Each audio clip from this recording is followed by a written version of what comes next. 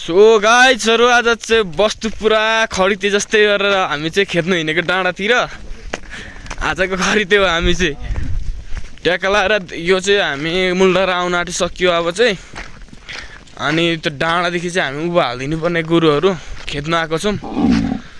हाम्रो बडाउलाई चाहिँ भेटेर पुरा हैन बडाउ चाहिँ बाख्रा लिएर आउनु हुँदैछ। हामी चाहिँ बस्तु लगेर पुरा हिँड्दैछौँ हैन। त्यो 9 बजेर 22-23 मिनट गइसकेछ। अनि त्यही हामी जाँदैछौँ गाइस। वस्तुहरूलाई चाहिँ उभो डाँडातिर खेदिनु पर्ने छ। अनि वस्तु अब यहाँदेखि उभो हाल्दैन छौँ हैन। वस्तुले चाहिँ यहाँदेखि उभो लगाइदिने हो। भइज वो भइज वो वो लेखतिर चाहिँ देख्न सक्नुहुन्छ हैन। वो साला वो अहिले चाहिँ बिहानको समय भएर यहाँ पनि भेटिएन गोरु।